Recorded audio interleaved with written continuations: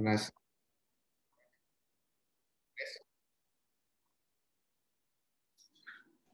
Terima kasih, Pak.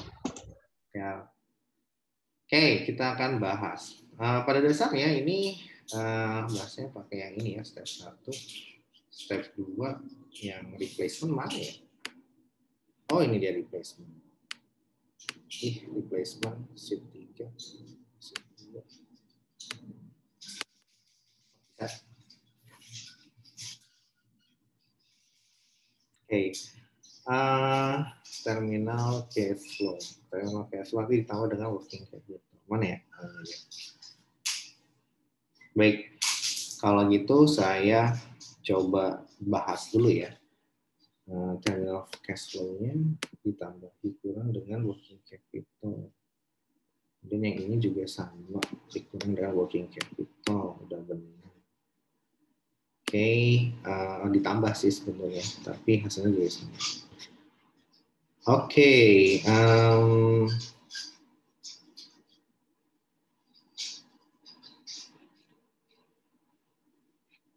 baik, kita bahas. Salah, yang ini ya. Kita bahas. Pada dasarnya nanti, oh iya, saya harus lihatin RPS-nya dulu ya. Oke, project cash flow ya. Jadi di dalam RPS,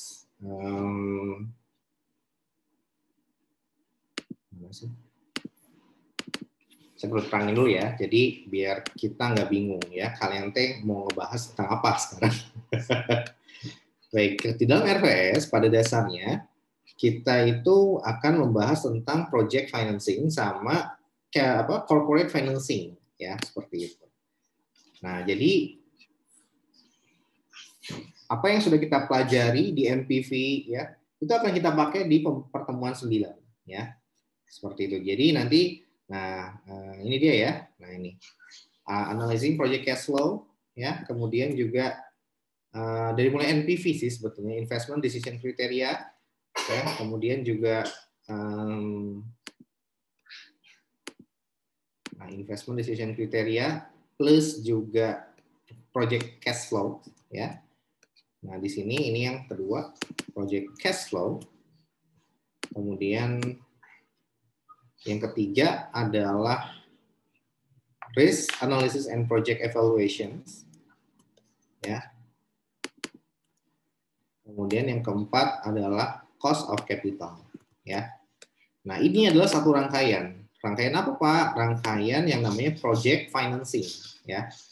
Nah, dimulai dari si investment criteria ya, ini kan mencari NPV ya, NPV, profitability index, discounted payback period dan sebagainya. Nah, ini ada di sini ya NPV, tapi paling utamanya adalah NPV. Nah, NPV ini nanti di pertemuan 7 kemarin itu kan kita sudah disinggung bahwa NPV itu ada yang namanya cash flow gitu ya. Nah, kemudian NPV itu dibagi dengan rumusnya itu kan sigma dari free cash flow ya dibagi dengan C1 plus interest factornya I ya, atau discount rate ya, pangkat N. Nah, kayak gini ya. Jadi pada dasarnya NPV itu adalah rumus seperti ini. Nah, untuk pertemuan sekarang dan sampai pertemuan ini 9, ini 10, ini 11 ya, kita akan membahas tentang rumus dari NPV. Gitu ya. Memperdalam lebih lanjut tentang NPV. Untuk yang 9 kita akan bahas free cash flow-nya.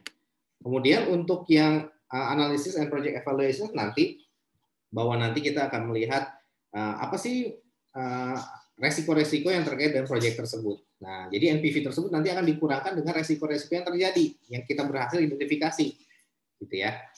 Nah, kemudian cost of capital itu adalah I-nya, ya, cost of capital, COC.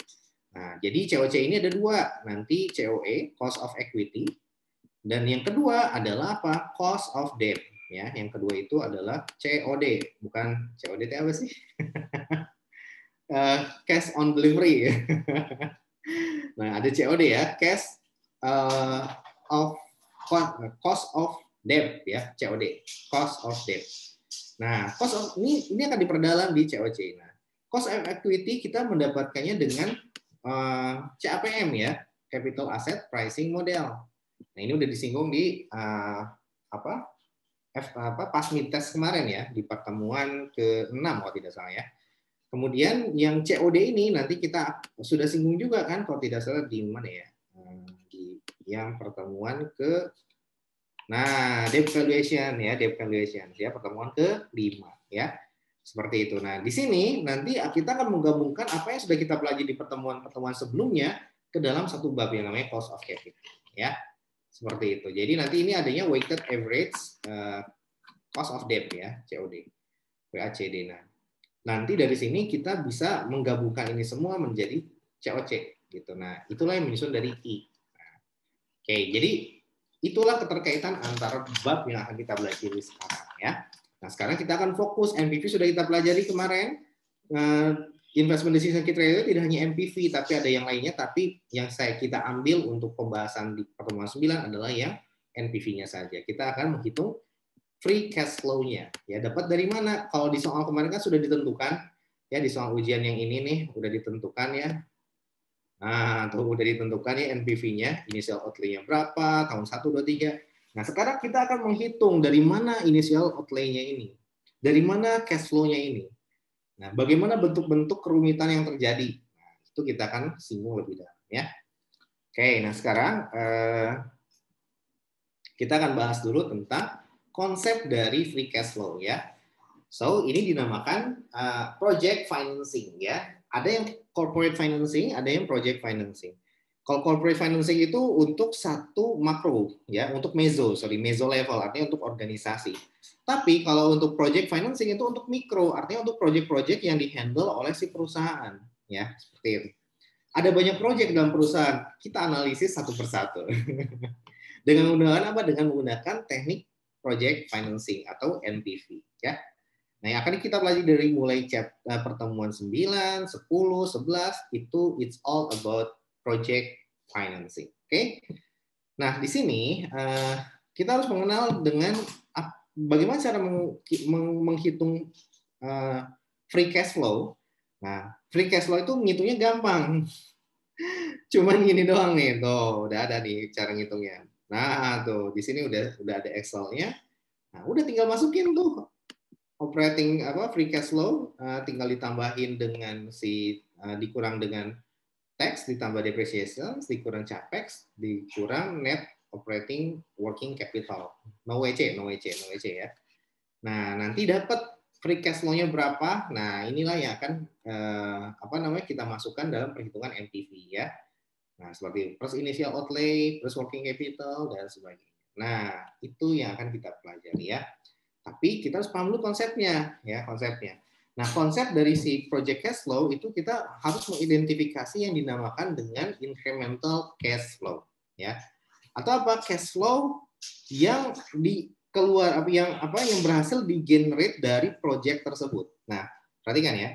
Dari suatu project ya, project itu akan menggenerate apa sih? Menggenerate sales ya. Ya.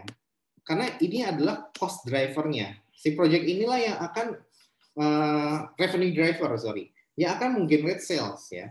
Nah, untuk menciptakan suatu project, menggarap suatu project, maka perlu sumber daya ya. Sehingga ini untuk menghasilkan sales, maka memerlukan cost ya.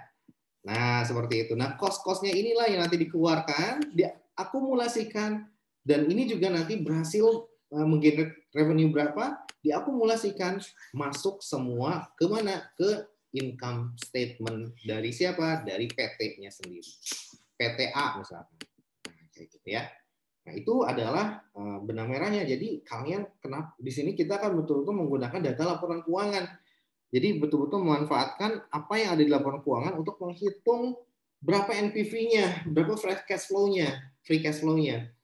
Nah, that's why mahasiswa akuntansi sangat nempel banget dengan manajemen keuangan dibandingkan anak-anak, kalau kalian nanti S1 di luar, di UI misalnya ya, dibandingkan anak manajemen, kalian lebih kuat. Kenapa? Karena kalian tahu cara menyusun laporan keuangan. Dan kalian udah tahu, ini tuh udah pernah ngerjain tugasnya Pak Eci ya. Ya, laporan menghitung resiko pasar di Indonesia ya. Satu persatu dikeluarin gitu ya, pelototin gitu ya CLK-nya. Nah, dengan seperti itu ini akan membantu kalian ya ketika melakukan analisis proyek ya seperti itu. Jadi proyek-proyek ini nanti ada bukan hanya satu proyek tapi berbagai macam proyek ini 1, 2, 3 totally berapa cost-nya, berapa sales-nya nanti masuk ke income statement. Nah, kita menghitung cash flow dari tiap-tiap proyek 1, 2, dan 3. Artinya apa? Artinya kembali ke konsep laporan keuangan, kembali ke konsep AKM ya, bahwa biasanya perusahaan ketika menyusun suatu proyek menggarap suatu proyek itu diperlakukan ibaratnya entitas ya. Ini sebagai anak perusahaan gitu ya, sebagai anak perusahaan. Makanya dia bikin yang namanya laporan keuangan, biasanya ada seperti itu. Kalau yang perusahaan yang besar, PT-nya misalkan ICBP gitu. Saya sebenarnya ICBP mulu ya, Pawon ya. Jangan nih ITMG. Baru kemarin soalnya ITMG ya, perusahaan batubara. Nah, misalkan seperti ini. Nah, nanti dia kan proyeknya proyek menggarap batubara di tambang batubara mana. Nah, pas banget ya. Nah, biasanya di setiap tambang itu dia udah memobilisasi alat-alat. Nah, makanya sebagai bentuk transparansi dan biar dia nggak bingung, dia bikin entitas di proyek tambang tersebut. Nah, entitas tersebutlah yang akan mengelola proyek tambang tersebut. Nanti dikonsolidasi, gitu loh maksudnya ya. Seperti itu. Nah, itulah maksudnya seperti itu. Tapi itu kan kalau perusahaan besar. Kalau perusahaan kecil ya nggak dijadikan entitas juga. Ini nanti ada yang namanya catatan, ya catatan PTA gitu ya, PTA. Ini namanya ada catatan dari proyek tersebut ya, berapa revenue, berapa versus dengan expense yang dikeluarkan ya. Nah, gitu ya. Jadi nanti ini laporannya, laporan pelaksanaan proyek ya, revenue plus expense yang dikeluarkan. Nah, bagaimana cara kita menganalisis menganalisis apakah proyek ini bagus atau enggak? Nah, ya. Apakah setelah kita eksekusi proyek atau sebelum eksekusi proyek? Nah, makanya kita lakukan sebelum eksekusi proyek, gitu ya. Jadi ketika melakukan proyek, kita baru bikin seperti ini, project financing, membandingkan NPV, ya, kalau apakah positif atau negatif. Nah, seperti itu. Nah, kita akan nanti hitung dulu revenue-nya. Berapa? Perkiraan, ya, berapa perkiraan expense-nya, baru nantilah kita akan menghitung NPV-nya. Nah, inilah yang dinamakan dengan incremental cash flow solusinya. Cash flow, ya. Seperti itu ya. Oke, nah sekarang kita bahas sekarang. Nah, di sini yang dinamakan mengidentifikasi incremental cash flow. Pertama, tekniknya gimana? Only additional cash flow resulted from new project. Jadi, pada dasarnya yang dimaksud dengan incremental itu artinya tambahan doang incremental itu. Jadi, ketika ada new project, kira-kira dapat duit berapa tuh dari project tersebut? Mampu menggenerate cash flow berapa? Nah, itu yang harus dimasukkan, put that in the equations. Ya, harus memasukkan proyeksi cash flow yang dihasilkan ke dalam perhitungan NPV kita untuk menghitung apakah proyek tersebut profitable atau tidak. Ya. Nah, jadi di sini membandingkannya adalah ya udah from cash flow setelah kita mendapatkan proyek kalau kita mengeksekusi proyek tersebut sama from cash flow tanpa adanya proyek tersebut ya. Nah, artinya incremental itu betul-betul pure cash flow yang dihasilkan dari adanya new project ya, project A, misalnya project B dan sebagainya. Nah, kalian kalau di perusahaan gitu ya, yang dimana project itu ikut pengadaan. Kalian belajar HKM kan, keuangan negara. Keuangan negara, sorry. Nah, di situ ada yang namanya PBJ. Nah, pengadaan barang dan jasa pemerintah ya. Nah, bagi nanti kalian belum dapat ya, nanti tingkat 3 mungkin. Pengadaan barang dan jasa pemerintah. Nah, ini di HKN kalau nggak salah. HKN kalian dapatnya kapan ya? Tingkat 1, tingkat 2 atau tingkat 3 ya? HKN. Nah, di PJ pengadaan ini biasanya banyak perusahaannya ikut proyek pengadaan pemerintah. Nah, inilah yang dimaksud proyek-proyek tersebut. Nanti dia akan mengevaluasi kira-kira dengan mengikuti proyek pengadaan, gue dapat untung atau malah buntung gitu ya. Nah, itu gunanya ilmu manajemen keuangan. Ya, seperti itu. Dan juga misalkan proyek pemerintah kan banyak, ada proyek pembangunan infrastruktur, jalan layang atau tol layang gitu ya, tol Jakarta Cikampek ya, yang di atas gitu ya, yang elevated gitu. Nanti dianalisis dulu, atau proyek MRT. Nah, kita menghitung incremental cash flow. Nah, seperti itu. Nah, jadi itulah dari mana biasanya, dari tadi revenue versus expense ya. Nah, itu cara besarnya ya, cara besarnya ya, seperti itu. Nah, kemudian dan banyak lagi proyek pemerintah, bisa juga Pak proyek pengadaan jasa sewa mesin fotokopi, atau pengadaan si cleaning service, atau pengadaan satpam, atau pengadaan SPMB PKN-san, atau pengadaan konsultan untuk mengevaluasi psikotes SPMB PKN-san. Itu proyek-proyek pemerintah, dan itu yang diburu oleh perusahaan-perusahaan di Indonesia. Yang baik yang emiten maupun yang baik yang publik maupun yang perusahaan privat yang tidak listing. Oke, sekarang setelah kita mengetahui berapa sih cash flow-nya atau revenue yang lebih besar daripada total expense-nya atau total cost-nya gitu ya, total cost. Nah, baru setelah itu kita menganalisis yang namanya sunk cost, opportunity cost sama synergetic effect ya, seperti ini. Nah, ini kita harus mengevaluasi 1 2 3 4 5 nih. 1 2 3 4 ya. Kita akan mengevaluasi yang pertama adalah setelah tahu ya berapa revenue atau berapa profit gitu ya yang dihasilkan dari adanya project tersebut gitu ya. Profit itu kan revenue dikurang dengan cost sama dengan gross profit gitulah ya. Kita bisa istilahkan seperti itu. Atau nanti lebih lanjut ini akan menjadi net operating profit gitu ya, NOI, atau kita sebut juga dengan yang nggak sama juga dengan net income sih, seperti itu. Nah, atau kita sebelum NOI, NOPAT, bukan psikopat ya, NOPAT, net operating profit after tax gitu ya. Kemudian ada yang namanya net operating income. Oh, kebalik nih, NOI dulu baru NOPAT ya. Nah, dan selanjutnya ya, intinya adalah profit gitu. Ya, seperti itu. Jadi profit itu apa? Profit after tax atau profit before tax gitu ya.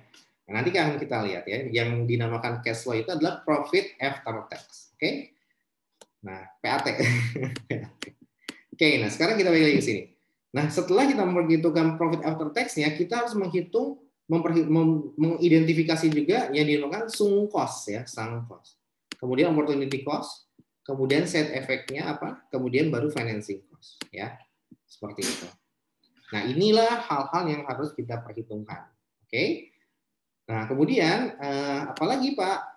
Nah, kita bahas satu persatu. Yang dimaksud dengan sunk cost itu apa?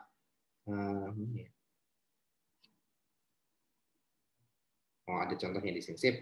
Yang dinamakan dengan sunk cost itu contohnya adalah kalau di Tiltme itu market research ya, market research. Kemudian opportunity cost itu adalah apa? Kalau opportunity cost contohnya adalah mengacu ke prinsip ekonomi ya, biaya-biaya yang kalau kita nggak biaya-biaya yang timbul, bukan yang timbul ya, opportunity cost itu adalah kalau kita nggak mengeksekusi opsi ini, maka akan ada opportunity yang hilang. Nah, contohnya ketika kita memiliki lahan gitu ya, di lahan itu kita ingin membangun suatu toko gitu ya. Toko itu kita gunakan sendiri untuk apa? Untuk memasarkan produk-produk kita. Nah, kita akan kehilangan opportunity cost. Apa itu? Kita akan kehilangan opportunity. Ya. Apa itu opportunity-nya? Opportunity-nya adalah kalau kita udah bangun toko, kalau kita nggak pakai sendiri, kita bisa mendapatkan, ya, menyewakan toko tersebut ke orang lain, gitu ya. Misalkan biaya sewa per tahunnya adalah 30 juta, berarti kita akan bisa mendapatkan income yang pasif.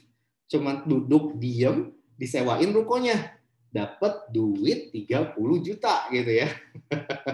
Nah, itulah yang dinamakan opportunity cost. Jadi income yang hilang kita jadikan sebagai cost gitu. Kita jadikan sebagai expense. Ya, income yang hilang karena kita memilih untuk menggunakan toko tersebut dalam rangka memasarkan produk-produk kita, sehingga kita kehilangan kesempatan untuk menyewakan toko tersebut. Sehingga kita kehilangan kesempatan untuk mendapatkan duit dari sewa toko tersebut. Itulah opportunity cost, ya. Nah, jadi seperti itu. Kalau sunk cost itu definisinya adalah kalau yang seperti market research. Jadi ketika kita memutuskan gitu ya, ada lahan kita bangun, mau digunain untuk apa nih gitu? Mau digunain untuk toko atau mau digunain untuk si memasarkan produk kita. Nah, kita melakukan market research dulu gitu ya. Kalau kita gunakan sebagai toko yang memasarkan produk kita, sales kita akan bertambah. Kalau kita, dan itu masuknya ke sales revenue. Kalau kita sewakan gitu ya ke orang lain, kita akan dapat passive income gitu ya. Dan passive income itu tidak berhubungan dengan merupakan tidak berhubungan dengan bisnis kita. Bisnis kita adalah menjual seblak, ceker, sama cilok gitu ya. Sedangkan itu kan sewa toko gitu ya, sewa ruko. Nah, itu akan menjadi other income. Ya, dalam laporan keuangan itu akan menjadi other income. Ya. Nah, other income itu adalah pendapatan lainnya yang tidak berkaitan dengan proses bisnis perusahaan. Seperti itu ya. Nah, sunk cost itu artinya apa? Mau dia dieksekusi jadi toko untuk memasarkan produk kita, ataupun nggak dieksekusi jadi kita nggak jadi gitu ya, kita nggak jadi pakai toko tersebut gitu, pakai ruko tersebut, tetap kita keluarkan. Nah, biaya tersebut itulah sunk cost. Jadi biaya-biaya yang dikeluarkan oleh perusahaan ketika apa? Baik dia mengeksekusi proyek ataupun tidak mengeksekusi proyek, biaya tersebut tetap ada. Itulah sunk cost ya. Nah, dalam hal ini contohnya adalah market research ya. Market research ini misalkan gitu ya, dia for a project has determined that it will yield net cash flow sebesar 75.000 selama 2 tahun ya. Nah, initial outlay-nya adalah 125.000, discount rate-nya 10%. Nah, should the 10.000 payment to be made to the market research company be included in NPV analysis. Nah, yang di market research-nya berapa? Market untuk mengeksekusi proyek ini adalah 10.000. Nah, masalahnya apakah dia sunk cost atau tidak? Kembali lagi ke karakteristik dari penggunaan market research ini. Biasanya sih iya, karena ini dilakukan, mau dia proyeknya jadi atau enggak terlebih dahulu gitu ya. Nah, seperti itu, sehingga ini dinamakan sunk cost. Sekarang, bagaimana perlakuan sunk cost? Apakah dimasukkan ke dalam perhitungan NPV? Itu pertanyaannya. Jawabannya tidak boleh dimasukkan, harus di-ignore ya, seperti itu. Nah, seperti ini. Ini kan 10.000, 125.000 yang biasanya kita kalau masukkan sebagai initial outlay ya si market research ini ya. Nah, ini kita ditambahin tuh kan 125 ditambah 10.000.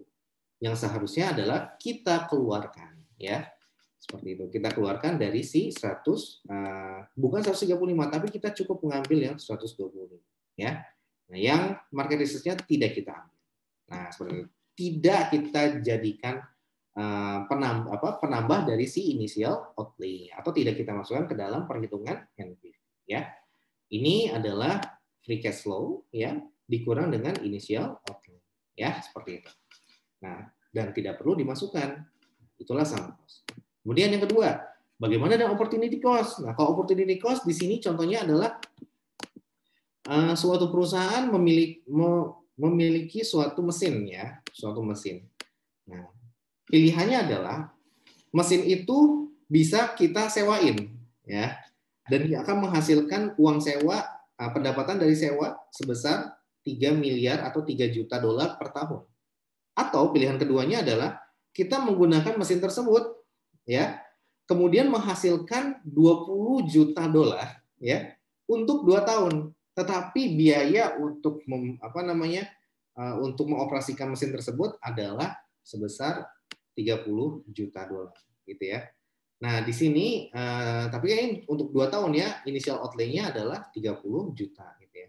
Opportunity cost-nya adalah 10% gitu ya. 10% dari mana? Ya, dari 3/30 ya, seperti itu. Nah, kemudian should the taken on, gitu ya. Apakah kita harus mengeksekusi proyek yang kedua seperti itu ya. Nah, kita analisis, gitu ya, kita analisis ya. Pertama, kita masukkan free cash flow-nya, kita akan menghasilkan cash flow sebesar 20M. Ya, ini 20M. Kemudian initial outlay-nya adalah 30M, gitu ya, 30 million atau 30 juta dolar. Ini initial outlay, ya. Nah, dalam hal ini opportunity cost itu harus dimasukkan ke dalam perhitungan ya, seperti ini ya. Kalau sunk cost kan ignore. Kalau opportunity cost dimasukkan ke dalam perhitungan. Maksudnya apa? Maksudnya kita harus memasukkan adanya opportunity cost berupa sewa ya, pendapatan sewa yang hilang dengan mengeksekusi proyek 2 ya. Berapa nilai pendapatan sewa yang hilang? Besarnya adalah 3 miliar. Sorry, opportunity cost of capital ini bukan opportunity cost ini ya, saya koreksi, tapi ini adalah COC-nya ya, cost of capital-nya ya, adalah 10%. Bukan 3 dibagi dengan 30 ya, ini saya koreksi. Tapi ini adalah required rate of return yang ditentukan oleh proyek ya, seperti itu.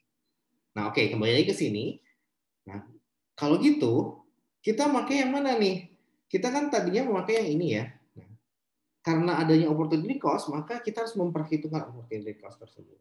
Dan ingat, namanya juga opportunity cost, berarti adanya kesempatan yang hilang. Dan itu kita rupiahkan, dan itu kita jadikan expense.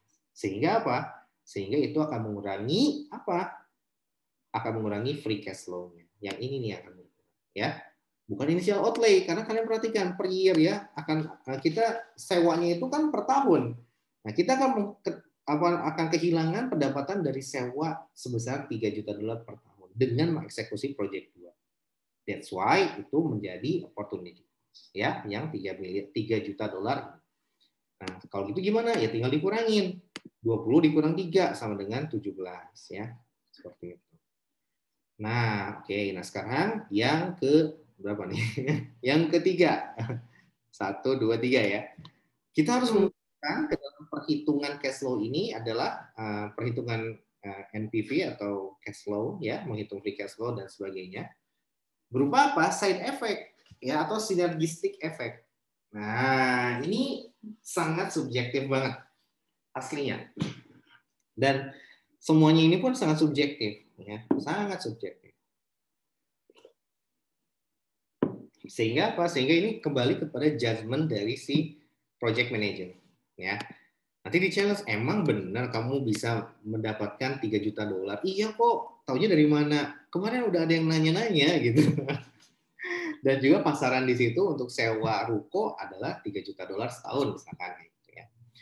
Nah, ini sangat subjektif. Jadi bergantung kepada subjektif judgment-nya dari si project manager. Dan project manager harus mampu mempertahankan kenapa opportunity ya, sebesar 3 miliar. Kenapa opportunity cost-nya harus sebesar 3 juta dolar. Nah, jadi reasoning tersebut yang harus diperkuat dengan evidence ya. Begitu juga dengan sunk cost ya. Dari mana ini market research? Kenapa alasan dimasukkan? Nah, itu biasanya akan di-challenge ya. Oke, nah sekarang nah ini juga sama. Kalau ini lebih subjektif lagi gitu. Side effect-nya gitu ya. Nah, jadi side effect atau synergistic effect ya. Jadi kita akan melihat kalau kita mengeksekusi project A misalkan ya, maka project mana lagi yang akan terpengaruh ya? Apa dampaknya terhadap kiri, kanan, depan, belakang, atas, bawah gitu. Ketika kita mengeksekusi project A. Nah, gitu. Jadi banyak banget pertimbangannya ya. Ketika mengeksekusi project, pertimbangkan juga dengan sunk cost. Apa asalnya sunk cost-nya? Oh, market research. Kemudian kita lihat lagi apa ada nggak sih opportunity cost yang timbul dengan adanya eksekusi dari project A? Nah, kita analisis lagi. Kemudian ada nggak sih dampak lainnya dari project A tersebut? Apakah eksekusi project A tersebut akan menyebabkan pendapatan dari produk yang lain berkurang? Ataukah malah bertambah? Nah, kalau bertambah, maka namanya positif efek. Kalau berkurang, makanya negatif efek. Ya, seperti itu. Nah, sekarang gimana cara melihatnya? Ya, kita contohnya ini ya. Hi-Teko developing a new handheld gaming unit. Jadi si Hi-Teko ini dia sedang mengembangkan suatu game konsol baru ya, namanya game GRL Advance atau GGA. Nah, ini sama aja dengan kasusnya PS4 dengan PS5 gitu ya. PS4 ini udah lama banget ya. Udah sekitar berapa ya? Hampir 10 tahun lebih ya kalau nggak salah ya 8 tahunan lah jaraknya dari PS4 ke PS5 ya, seperti itu. Dari PS3 ke PS4 itu cepat, tapi dari PS4 ke PS5 itu lama ya. PlayStation ya, but anyway bahasanya kalau yang kalian nggak tahu. Saya mencoba dari PS1 ya, PS1, PlayStation 1, terus saya punya PlayStation 2. Nah, tapi saya berhenti sampai 2 aja. Udah PlayStation 3 udah nggak saya ikutin lagi ya sampai sekarang. Nah, oke. Nah, sekarang sama kasusnya dengan PS. Nah, di sini dia mengembangkan konsol baru yang namanya GGA. Nah, cost untuk menciptakan GGA tersebut 750 juta ya. Kemudian dia prediksi ya. Nah, ini semuanya prediksi ya. Artinya apa? Kalau kita memperhitungkan berapa total cost, berapa total revenue yang kita harapkan, berapa cash flow yang kita harapkan. Nah, dari apabila kita ingin mengeksekusi suatu proyek. Jadi ini semuanya bersifat perkiraan, gitu ya. Dan perkiraan tersebut harus didukung oleh data-data, ya. Nah, itu kenyataannya. Nah, kalau kalian ingin menjadikan ini sebagai KTTA bisa banget, ya. Di mana bisanya Pak? Contohnya, gitu. Contohnya adalah KTTA anak bimbingan saya. KTTA-nya itu tentang BUMDes, ya. Akuntansi BUMDes, ya. Bumi Sempurna ya, Badan Usaha Milik Desa, ya. Nah, di BUMDes tersebut mengembangkan proyek aplikasi namanya Ngojol. Ya. Ini ada di Purworejo kalau nggak salah ya, saya lupa. Purworejo atau Sukoharjo. Purworejo kalau nggak salah ya. Ngojol ini jadi aplikasi ojek tapi khusus di daerah desa Purworejo tersebut ya, di suatu desa di Kabupaten Purworejo. Nah, di sini ini namanya software. Maksudnya ke ranah AKM 1, akuntansi tidak berwujud, PSAK-nya PSAK 19. Nah, seperti itu ya, intangible asset ya. Nah, tapi dia sudah memproyeksi benefit yang dihasilkan dari proyek Ngojol ini, dia coba gambarkan cash flow-nya. Dan dia juga sedang menyusun berapa cost yang diperlukan untuk mengembangkan aplikasi Ngojol. Kalau kamu KTTA, ini nggak ada guidance-nya. Jadi dia mengembangkan berapa cost yang dibutuhkan dengan informasi yang terbatas. Ya, dengan wawancara doang akhirnya dia nanya-nanya ke orang, kemudian nanya-nanya ke programmernya dan sebagainya. Nggak ada yang namanya laporan keuangan BUMDes. Nggak ada. Jadi kalau di lapangan itu sangat minim data itu. Jadi kita yang mengaplikasikan teori kita ketika ke lapangan, kita harus berkreasi. Harus penuh dengan kreativitas. Ya, jangan saklek gitu. Nggak ada, nggak jadi. Nggak ada, nggak jadi. Nggak gitu. Tapi harus kreatif. Oh, kalau nggak ada berarti coba pahami lagi gitu loh. Nah, itu nanti kalian berguna banget ya. Nah, anak bimbingan saya itu dia bikin memprediksi cost-nya berapa. Ya. Dan ini nggak ada evidence-nya, tapi kita harus mampu sebagai akuntan itu memproyeksi. Ya. Nah, baru udah gitu kita proyeksi juga. Itu kan cost, berapa revenue ini? Kamu coba proyeksi gitu ya. Nah, revenue akhirnya dia bisa mendapatkan. Revenue itu dihitung dari apa? Simple banget, dari jumlah read ya. Berapa kali read dalam sehari si Ngojol itu gitu ya. Jadi punya berapa ojek apa sih namanya teh? Ojekers apa sih? Supir ojek ya. Kok supir ojek ya? Apa ya namanya? Aku saya lupa ya. Ojekers. Jadi mereka yang berprofesi sebagai tukang ojek, ya Allah. Tukang ojek pengkolan ya. Mereka yang berprofesi sebagai tukang ojek itu di-gather gitu ya. Dihubungkan antara supply and demand-nya melalui aplikasi Ngojol. Persis Gojek ya. Hanya saja ini kembangan anak negeri gitu ya. Nah, seperti itu. Jadi ada berapa banyak tukang ojek yang ada di desa tersebut yang menggunakan aplikasi Ngojol. Nah, karena dia milik di desa tersebut, acceptance rate-nya menjadi lebih mudah dibandingkan kan kalau Gojek itu awal kali keluar itu banyak yang menentang gitu ya. Banyak konflik antara tukang ojek pangkalan sama tukang ojek online gitu ya. Nah, kayak gitu. Nah, karena ini berasal dari daerah tersebut, maka konflik-konflik seperti itu justru bisa diminimalisir. Ya, karena kenapa? Ini asli daerah sendiri gitu. Nah, sangat simple.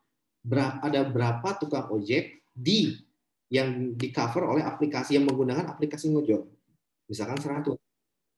Ya.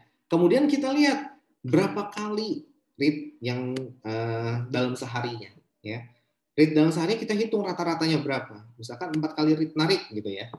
Nah, terus nanti kita kali tarifnya. Oh, 4 kali narik, tarif per kali nariknya rata-rata adalah 10.000 misalkan ya. Ya udah, ini adalah tarif revenue per hari yang dihasilkan. Nah, kita proyeksikan forecasting selama beberapa bulan ke depan ya. Nah, seperti itu, atau beberapa tahun ke depan ya. Nah, dari situ nanti kita bisa mengukur pada dasarnya project ngojol ini profitable atau enggak. Dan hasilnya ternyata profitable ya, profitable. Seperti itu. Nah, ini salah satu bentuk aplikasi dari materi-materi yang ada di Menkeu dikombinasikan dengan AKM, gitu ya. Nah, ini kombinasi nih. Jadi kita memproyeksi apakah ngojol ini kan software itu intangible asset ya. Apakah ini profitable? Itu dulu yang kita analisis. Oh, profitable, bla bla bla bla bla gitu ya. Baru kita lihat bagaimana cara pencatatannya berdasarkan PSAK 19. Masalahnya si BUMDes ini belum memiliki laporan keuangan. Disinilah kontribusi kita sebagai mahasiswa akuntansi dan bisa ya menghitung, gila nggak sih, berapa nilai softwarenya, nah, ya, dan itu nanti dicatat di laporan keuangannya BUMDes. Nah, itu kontribusi terbesar dari mahasiswa saya. Dan akhirnya saya bilang kamu harus bisa gitu menghitung berapa costnya. Wah, dia udah keringet dingin pak. Tapi akhirnya saya bimbing ya, akhirnya dia bisa juga ya. Dan ini salah satu KTTA yang terbaik juga ya, sangat gede banget manfaatnya. Nah, jadi dan dia sudah bisa menghitung cost-nya sekitar berapa. Nah, inilah yang menjadi modal awal dan yang akan kita akui sebagai intangible asset ya, internally generated asset namanya ya. Seperti itu ya, mengacu ke PSAK 19. Jadi dapat dua nih, satu ilmu manajemen keuangan diterapkan menganalisis profitable atau enggak. Yang kedua, menggunakan ilmu AKM untuk apa? Untuk menyelesaikan KTTA-nya, gimana cara nyatetnya? Ya, gitu ya. Berapa nilai intangible asset yang harus dicatatkan dalam laporan keuangan BUMDes? Nah, seperti itu. Jadi kalian harus kreatif ya ketika nanti menggarap suatu karya tulis ilmiah. Oke? Aduh, banyak banget lah pokoknya. Nah, oke, kembali lagi ke sini ya. Kembali lagi ke sini. Saya minum dulu kalau gitu.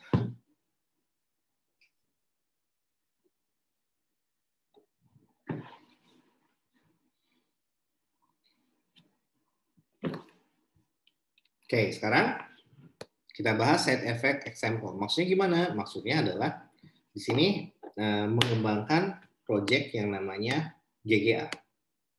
Ya. Kemudian di sini dapat cost-nya 750. Nah, kemudian, aduh ini saya kadang nggak tahu juga sih. Ini kalau di akuntansi gimana nih? Tapi kita lupakan akuntansi ya. Kemudian dari cost yang ini, ya, yang dihasilkan untuk memproduksi game, ya. Nah, ini akan menjadi inventory, ya. Oke.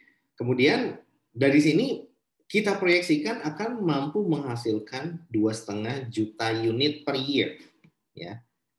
Seperti itu. Kita mampu memproduksi sebanyak dari investasi awal sebesar 750 juta dolar akan mampu menghasilkan 2,5 juta unit per tahun selama 10 tahun. Ini kapasitas produksinya. Ya. Harganya net of cost artinya apa? Ini net of cost itu maksudnya adalah dia udah menjadi gross profit gitu ya. Profit yang dihasilkan per unitnya adalah 80 dolar. Nah, gitu ya. Nah, inilah yang dimaksud dengan cash flow ya. Cash flow itu adalah apa? Adalah incremental gitu ya. Revenue dikurang dengan expense sama dengan profit deh gitu ya. Nah, kemudian kita lihat. Nah, dari situ kita lanjutkan. Haiteco pada kondisi saat ini Haiteco memiliki GGB. Nah, gegebuk. Gegebuk lagi. Oke, GGB atau si konsol game yang versi lama ya, atau bukan versi lama, versi yang sedang beredar saat ini. dan dia mampu menjual 2 juta unit per tahun pada tingkat profit sebesar 75 per unit. Nah, ingat ya, untuk menghitung cash flow, kalian kalau ini revenue, ini price, berarti kita harus mencari price per unit, misalkan ini price per unit ya. Maka kita tidak bisa menggunakan price per unit ini sebagai cash flow yang akan kita pakai dalam rumus si NPV. Kenapa? Karena kita harus mengurangkan dulu dengan cost-nya. Ya, artinya kita harus mencari tahu dulu cost per unitnya, C per unitnya. Nah, setelah kita tahu cost per unitnya, baru dikurangkan. Price dikurang cost per unit. Menjadi apa? Menjadi profit per unit. Profit per unit. Nah, yang di sini ini adalah profit per unit. Ya. Oke, sekarang kita lanjut lagi. Jika GGA diperkenalkan atau dijual, maka GGB GGB akan turun ke 0 penjualannya, ya. Nah, itu yang pertama ya, kondisi yang pertama, ya, yang pertama.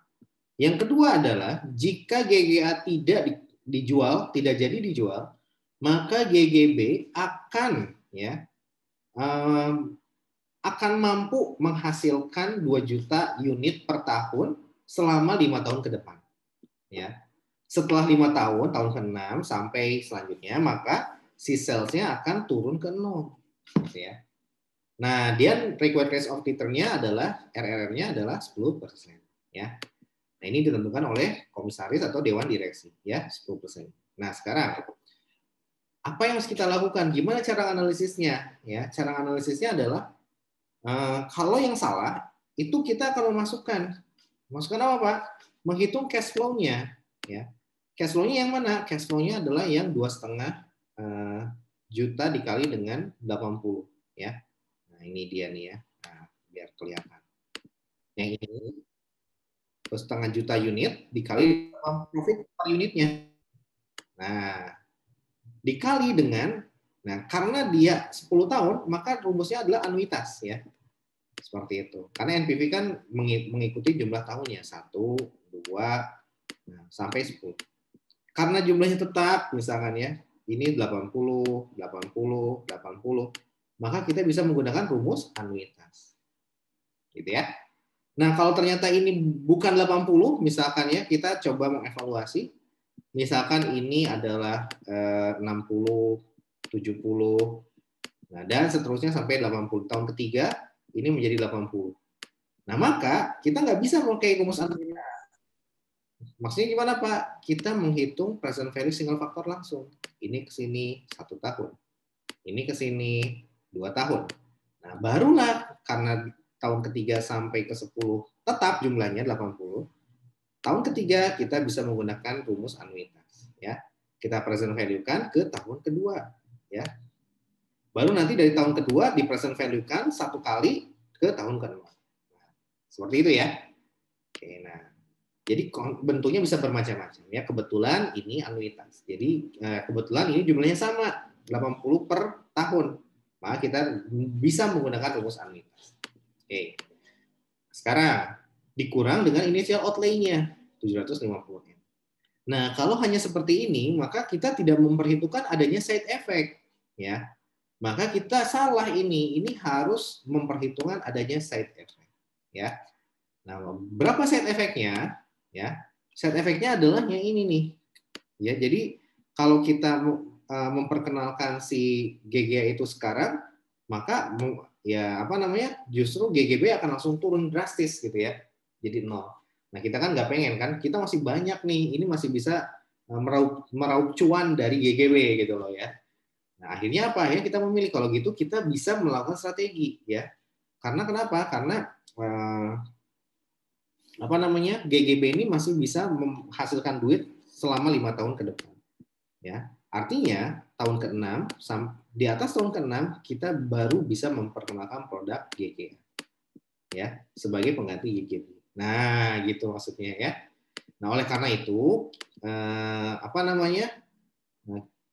Apabila kita ingin memilih ya yang kedua ini gitu ya. Nah, maka kita harus memasukkan side effect-nya. Itu side effect. Caranya gimana? Caranya ya tinggal dikurangkan. Ya, dikurangkan yang mana, Pak? si GGB ini tinggal dikurangkan dari si dari si analisis NPV untuk GGA. Maksudnya apa? Maksudnya kita harus memasukkan si 75 per unit dikali dengan 2 miliar dikali dengan 5 tahun, ya difaktorkan selama 5 tahun dengan anuitas. Ini adalah present value dari GGB, gitu ya. Nah, kita harus memperhitungkan present value dari GGB ini ke dalam perhitungan analisis dari GGA, gitu ya. Nah, kita harus memasukkan tuh, ya. Nah, karena kenapa? Karena di sini, ya, maksudnya kita sudah mengeksekusi si GGA, gitu ya. Ya, kalau kita ingin mengeksekusi GGA, maka dari mulai tahun sekarang kita mengembangkan, mungkin tahun depan udah menghasilkan GGA, gitu ya. Nah, GGA ini baru nanti kita pasarkan mulai tahun depan, misalkan kayak gitu ya. Nah, kita harus memperhitungkan nasibnya GGB, side effect yang ditimbulkan dengan adanya penjualan GGA, yaitu apa? Turunnya penjualan GGB. Nah, di sini kita dapat info bahwa GGB itu akan tuh long life masa manfaatnya tinggal 5 tahun lagi, gitu ya. Ya udah, berarti kita harus hitung, ya, present value dari GGB yang difaktorkan dengan periodenya adalah 5 tahun, gitu ya. 5 tahun. Nah, gitu deh. Ya udah, tinggal dimasukkan aja ke dalam equations ini, ya. Nah, tuh dimasukin. Udah deh, dapatlah NPV. Nah, itulah NPV yang nanti akan kita pakai untuk melakukan decision making, apakah GGA profitable atau tidak. Kalau kita eksekusi tahun depan. Atau kalau ternyata tidak profitable, maka kita bisa langsung, ya, melakukan langkah-langkah yang lain, seperti itu, ya. Nah, sekarang yang terakhir adalah yang exclude financing cost, ya. Maksudnya apa ini? Maksudnya adalah kita akan mengeluarkan financing cost, yaitu apa? Interest expense, ya. Nah, kenapa interest expense dikeluarkan? Karena adanya double counting, ya. Apa itu double counting? Jadi double counting itu adalah dalam rumus NPV, ya. Kalau kita kembali ke rumus NPV mana ya? NPV itu sama dengan jumlah dari free cash flow dibagi dengan 1 plus I pangkat N, ya. Nah, sekarang I-nya ini dapat dari mana tadi? Dapat dari COC, cost of capital. Ya, COC. Nah, COC itu sendiri itu ada 2, ya. Ada COE, ya, dari equity, dan ada dari debt, ya. Nah, masalahnya adalah baik cost of equity maupun cost of debt ini sudah satu min udah satu min tax, gitu ya, satu min tax, ya, seperti itu. Dan D-nya ini, debt-nya ini adalah sudah exclude dari si interest expense, ya. Oke. Nah, sehingga apa? Sehingga ini sudah, bukan, saya revisi, si D-nya ini, cost of debt ini sudah memperhitungkan nilai dari interest expense, gitu ya. Nilai dari interest expense. Sehingga apa? Sehingga pada saat menghitung free cash flow, kita harus mengeluarkan interest expense dari perhitungan cash flow-nya. Kenapa? Agar tidak terjadi double count. Kalau kita masukkan, ini ditambah interest expense. Karena yang I yang bawah juga udah ditambah interest expense, maka akan terjadi double counting. Ya. That's why kita harus keluarkan. Ya. Yang mana yang dikeluarkan? Yang atas kita keluarkan. Dari FCF ini tidak boleh including si financing cost, sehingga kita exclude-kan, kita keluarkan. Nah, gitu ya. Oke, nah sekarang yang terakhir sebelum saya masuk ke sini, ya.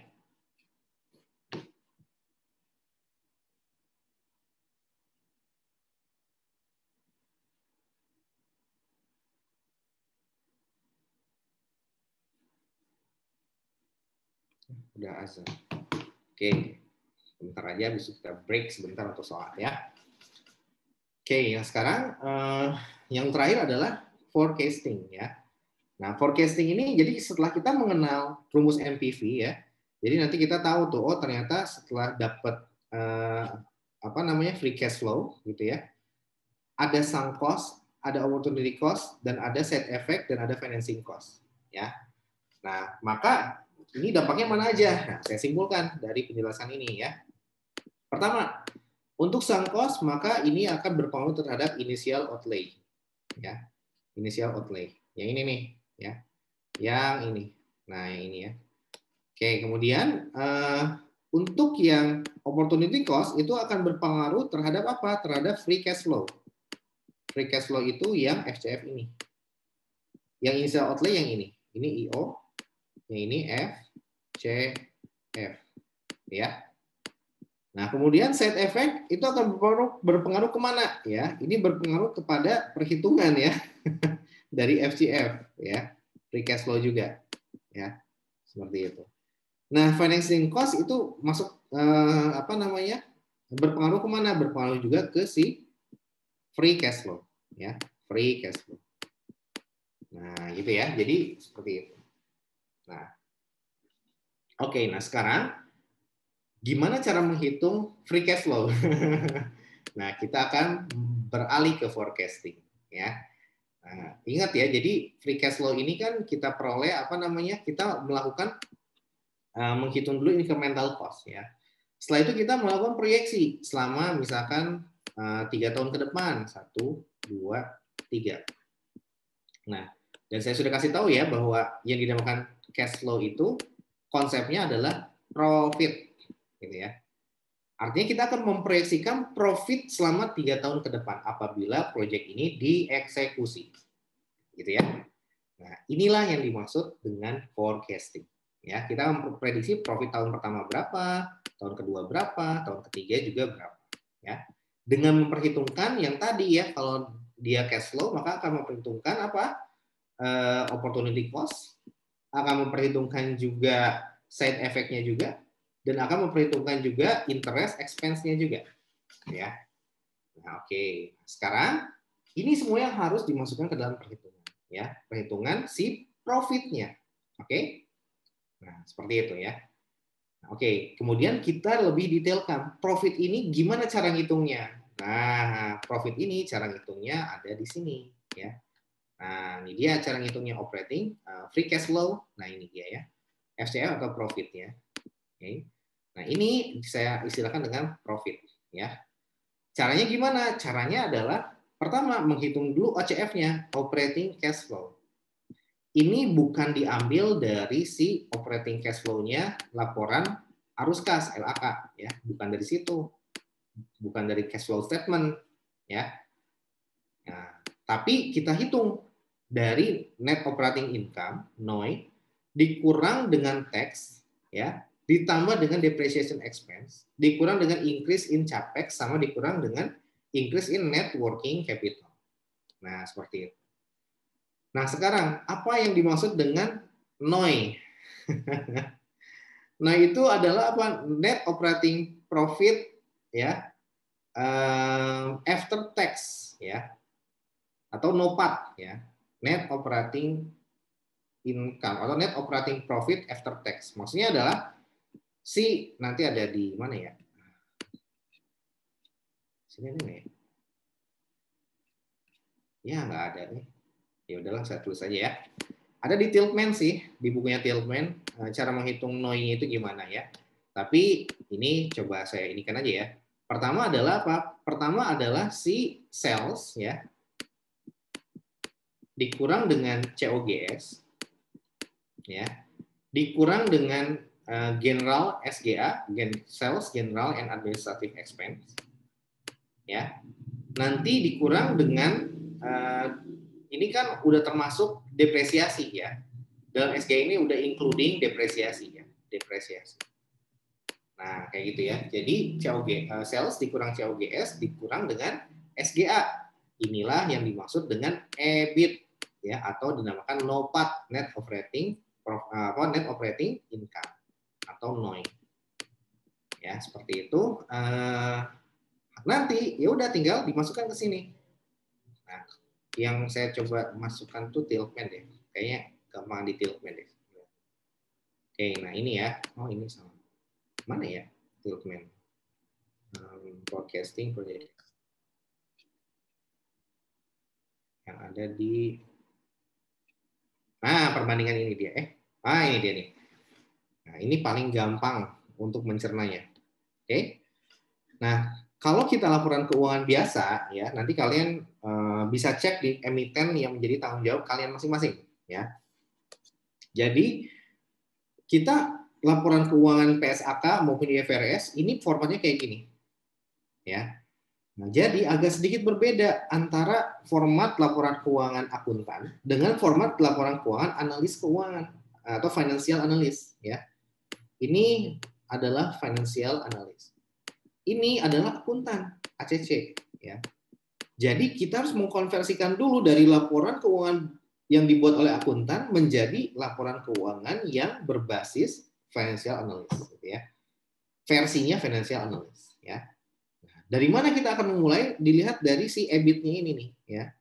Ya, NOI is the same as EBIT if there is no non-operating income atau expense. Ya, jadi NOI sama EBIT itu kita bisa jadikan satu pengertian, samalah intinya, Mas. Ya, jadi NOI atau EBIT, ya. Jadi ini adalah earning before income tax. Kalau di laporan keuangan PSAK di PSAK 1 ya, ini seperti ini ya, COGS, gross profit dikurang operating expense atau ini udah SGA ya, Sales General and Administrative Expense, udah termasuk depresiasi di dalamnya. Hasilnya adalah net income, ya. Earning before income tax, income before income tax. Dikurangi dengan interest expense, hasilnya adalah earning before tax. Dikurang tax sama dengan net income. Nah, yang dinamakan NOI itu bukan tapi earning before income tax, interest and income tax, ya. Atau earning atau income from continuing operations kalau bahasa PSAK satunya. Nah, kita harus konversikan dulu, ya. Yang kita ambil yang mana? Yang kita ambil yang si ini, net operating income, ya. Atau tadi revenue, sales dikurang COGS dikurang SGA, ya. Kita konversikan, kita pindahin karena sampai dengan titik ini masih sama antara akuntan dan analis, ya. Baru nanti kita masukkan ke versinya yang analis keuangan. Nah, si NOI ini atau EBIT gitu ya, atau earning before atau income from continuing operations ya, itu nanti masukkan income statement-nya versi si analis. Baru nanti kita kurangi dengan teksnya berapa, gitu ya. Teksnya dapat dari mana? Dapat dari sini, net income apa yang di laporan keuangan akuntan. Bukan dihitung kembali dari sini, bukan, ya. Tapi dari laporan keuangannya akuntan. Ya, seperti itu. Atau bisa juga dari sini, ya. Nah, tapi kalau saya sih biasanya saya nggak dari atas ini ya, saya darinya dari laporan keuangan yang dibikin oleh akuntan. Tapi nanti dalam soal biasanya kalian disuruh ngitung dulu gitu ya, berapa income tax-nya. Nah, kayak gitu ya. Seperti itu. Nah, ini. Nah, setelah itu baru apa? EBIT atau NOI dikurang dengan tax sama dengan NOPAT, net operating income atau profit after tax. Baru ditambahin depreciation expense sama dengan operating cash flow. Nah, inilah yang akan kita ambil dalam perhitungan. Gitu ya. So, langkah pertamanya adalah ambil earning from continuing operations, pindahin ke versinya analis. Nanti baru tinggal ditambahin dengan si tax, dikurangin dengan tax, ditambahin dengan depreciation expense. Ya, seperti itu. Oke, sekarang kita balik lagi ke sini. Nah, setelah mendapatkan OCF, barulah kita mengurangi dengan capex, ya. Ada nggak capital expenditure yang terjadi? Nah, ini bisa dilihat dari cash flow statement ya, LAK. Ya, kalau di kenyataannya ya, LAK.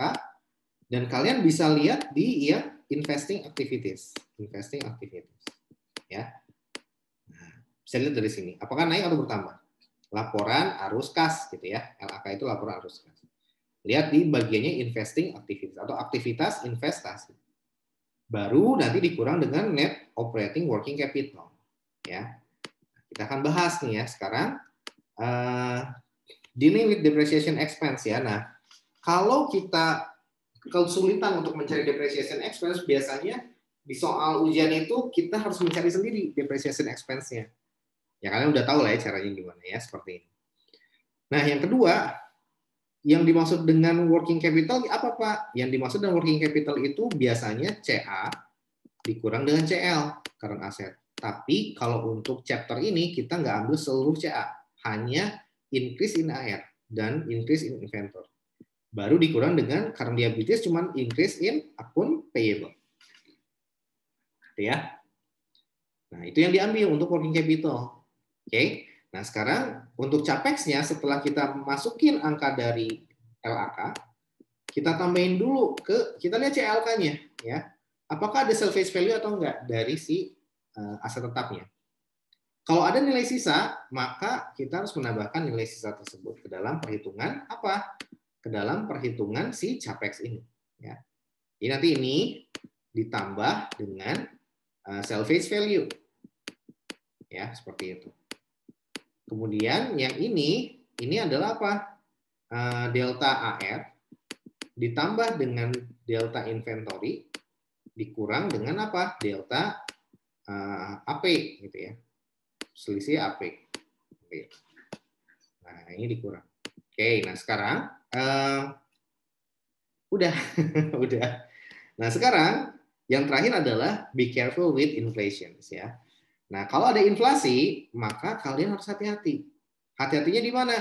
Hati-hatinya adalah kalian harus memasukkan unsur inflasi ini, ya. Jadi ke dalam perhitungan atau analisis dari si NPV, ya. Sekali lagi, rumus NPV itu kan kayak gini ya. NPV sama dengan sigma free cash flow, ya. Free cash flow-nya udah dibahas di atas ya, gimana cara nyarinya.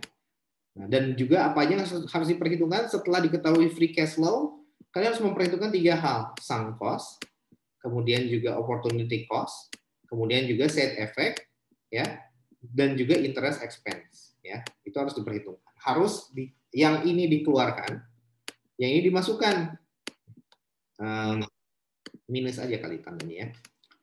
Yang sunk cost ini dikeluarin minus, yang opportunity cost ditambahin, side effect-nya juga ditambahin, interest expense-nya ini harus dikeluarkan. Nah, setelah ini semua dapat, barulah dibagi dengan 1 plus I. Pangkat N, gitu ya. Nah, tadi baik untuk FCF maupun yang sunk cost, opportunity cost, side effect, sama interest expense, itu hanya membahas di pembilangnya saja. Nah, sekarang adanya inflasi ini akan mempengaruhi penyebutnya yang I-nya ini. Gitu ya. Seperti itu. Jadi pada dasarnya bab ini adalah membongkar rumus dari NPV, gitu ya.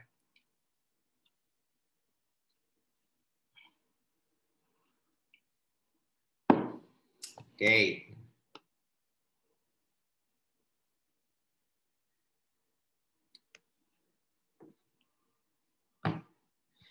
Nah, sekarang apa yang harus dilakukan? Yang harus dilakukan adalah pertama, kita harus mengetahui dulu berapa inflasi yang terjadi, ya. Kita harus tahu dulu berapa real cash flow. Apa yang dimaksud dengan real cash flow? Real interest sama nominal cash flow sama nominal interest, ya.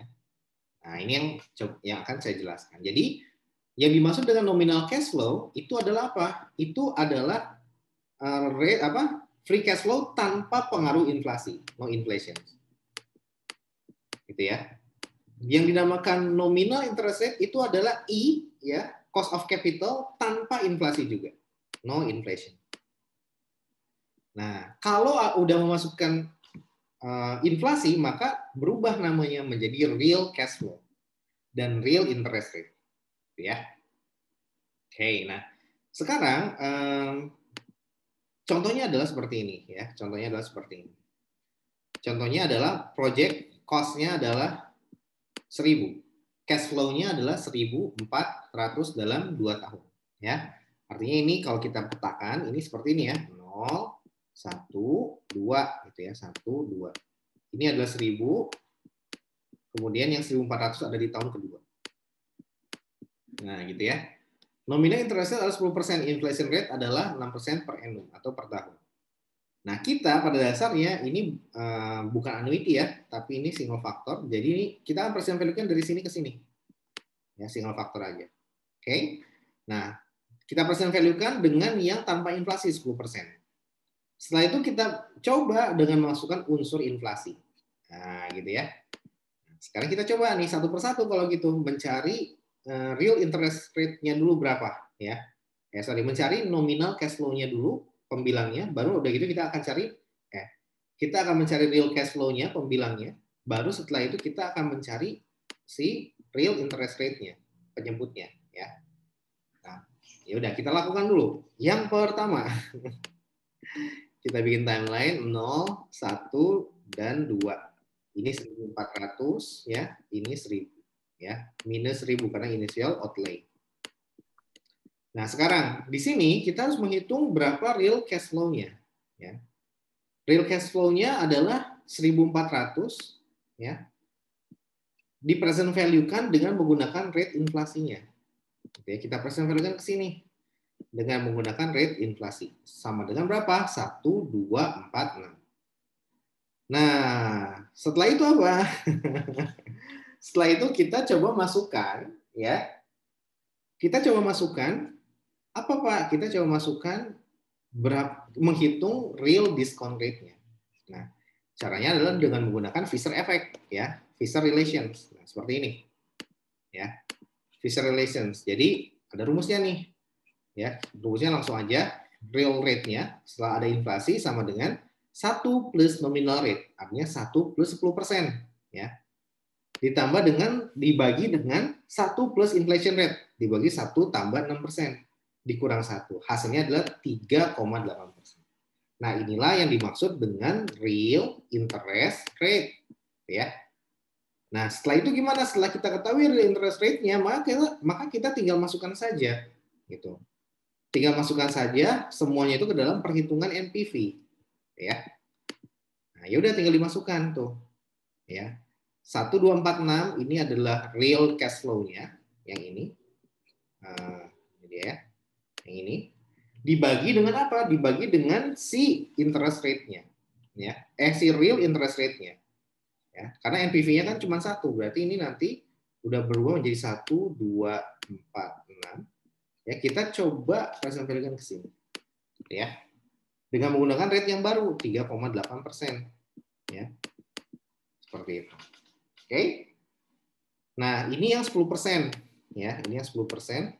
Hasilnya adalah berapa? Hasilnya kalau 10% sama dengan 157. Kalau 1246 di present value-kan ke apa namanya? Bukan ya. Maksudnya setelah dikurangi dengan 1000 ya. Hasil NPV-nya, ya ini NPV ya. Ya, jadi kalau kita menggunakan angka 1246 dan menggunakan real interest rate gitu ya, kita present value-kan ke tahun ke-0 dan kita kurangkan dengan initial outlay, maka hasilnya pun ternyata sama. 157. Nah, gitu ya. Sama deh. Oke ya. Nah, jadi dalam hal ini buat apa Pak kita menghitung? Ternyata mau kita masukin inflasi ataupun enggak gitu ya. Hasilnya adalah ya konsistensi prinsipal. Ini important. Oke, yang terakhir adalah replacement. Ya, replacement itu kita harus memperhitungkan kalau apa namanya? Jadi principal source of cash flow comes from cost saving. Maksudnya adalah jadi gini, ketika kita ingin mengembangkan suatu proyek, misalkan proyek A, gitu ya. Kalau yang sebelumnya itu kan kita membeli new equipment, ya, new equipment. Belum ada equipment yang dibeli sebelumnya. Nah, tetapi ini proyek yang A, ya. Ini proyek pertama. Kalau proyek misalkan yang A udah beres, kita ingin bikin proyek kedua, namanya proyek B, gitu ya. Nah, new equipment ini akan dipakai ke proyek B. Iya dong. Ketika dipakai di project B, dia tidak lagi baru karena udah dipakai bekas gitu ya, menjadi old equipment. Nah, gini ya, menjadi old equipment. Nah, ketika kondisinya kayak gini, maka apa yang harus dilakukan? Maka biasanya, kayaknya kita nggak bisa deh memakai old equipment karena nanti jatuhnya malah nggak akan jalan projectnya. Akhirnya apa? Akhirnya kita membeli lagi new equipment yang baru, new equip yang baru, gitu ya, yang baru, yang kedua. Ini yang pertama. ya menjadi old, kemudian kita ingin membeli yang baru. Nah sekarang ada 2 equipment, kalau gitu gimana? Yang old kita harus jual, makanya ini kita jual. Nah itulah yang dimaksud dengan replacement. Artinya apa? Ketika kita memulai project, udah ada barang-barang yang digunakan pada project sebelumnya. Nah itu harus diapain tuh? Harus dijual dulu, ya sehingga apa? Sehingga kita tidak mubazir. Nah, ketika harus dijual dulu seperti ini, maka tugas kita membandingkan antara sebelum replacement sama setelah replacement. Seperti itu ya. Nah, jadi seperti itu. Jadi nanti kita akan melihat kalau misalkan kita menjual aset tersebut, aset old equipment, maka ada 3 kemungkinan. Kita menjual at book value, ya. Kalau at book value berarti tidak ada gain or loss ya. Kalau tidak ada gain or loss maka tidak ada pengaruh ke tax-nya. Ya dong, karena gain dari penjualan itu kan dia akan masuk ke order income ya. Dan order income akan dikenakan tax dulu sebelum akhirnya menjadi net income. Ya. Nah, sehingga ketika mesinnya dijual gitu ya dan at book value maka tidak ada untung atau rugi. Kalau di atas book value maka ada untung. Kalau ada untung maka ada tax gain. Tax-nya bertambah. Tapi kalau ternyata dijualnya rugi, maka ada tax loss gitu ya. Tax-nya berkurang. Gitu ya. Oke. Saya kira itu dulu. Sebelum kita coba di latihan soal ya, apa namanya? Di latihan Excel. Kira-kira sampai sini ada yang tanyain?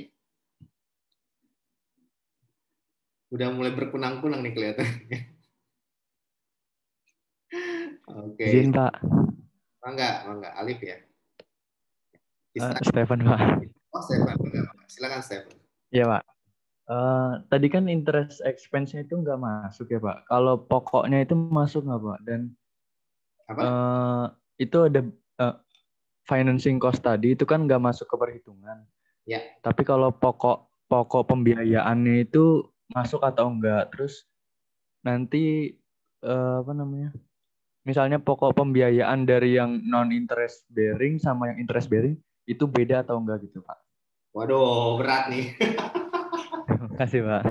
Oke, thank you Stefan. Nah, wah ini pas banget nih karena proyek KTTA saya juga kayak gitu. Ada nggak ya? Saya lupa.